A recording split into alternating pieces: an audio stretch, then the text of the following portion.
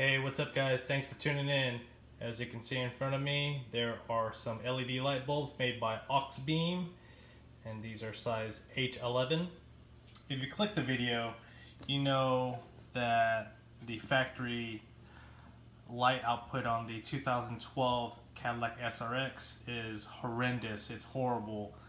I've tried HIDs and I've tried some of the bulbs from AutoZone and O'Reilly's, the wider bulbs, and they all suck, mainly because of the projector. So obviously there are tons of options on the market. The main one was from Diode Dynamics SL1 bulb. Those bulbs were primarily made and engineered to be drop-in replacements in projector headlights that were horrible or had bad light output. But they are currently back ordered. I guess they just got released, and they are $150. $150 for just LED light bulbs.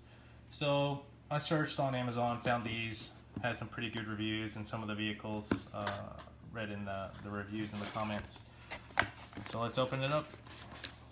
Stickers, probably something I don't care about, and that's it right there. Man, look at that. That looks super nice. That looks super nice.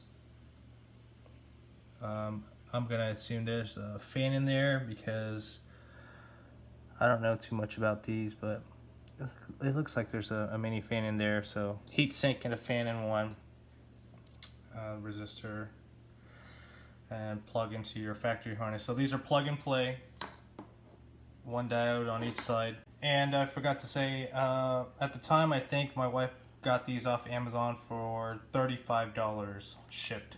Alright, so I found a parking lot. It's pitch black. This is the original lights.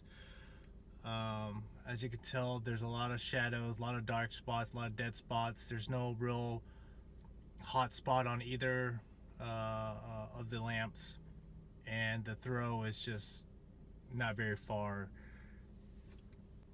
This is the projection on my garage door. I am about 7 feet, 8 feet away. You can tell there is no hot spot on the left side. It's probably just because I've adjusted it a few times, but there's a big, you can see the hot spot on the right side. They're pretty even. I've raised the driver's side a little bit higher than the passenger, and you can see multiple dead spots within the light projection. In order to get to the passenger headlight bulb, you're going to have to remove the factory air box because there's not enough room in between here to squeeze the bulb. Pretty easy to get this out. Pop the retention clips, loosen up the intake tubing clamp, and just move it to the side. After you remove the top portion of the air box, just move it to the side, leave the mass airflow connected, and then remove the filter, and then you'll be left with 2 Torx bolts. Remove those and then remove the lower box. A little tip when you're trying to remove this, pull up and toward the engine bay this way. There's a lower air dam on it as well. That might come off. Just grab it afterward. And now we have access to our bulb. We should be able to get to that fairly easily now. For those wondering what Torx it was, I have this Torx set. So the largest one is a 40, and it's the second from largest. So it's a T30. Here's the new LED bulb installed. I've got it plugged up to the factory harness. Doesn't look like there's any issues with the clearance on the heat sink and fan. And let's go ahead and test it before we button it all up. There we are, so it's operating.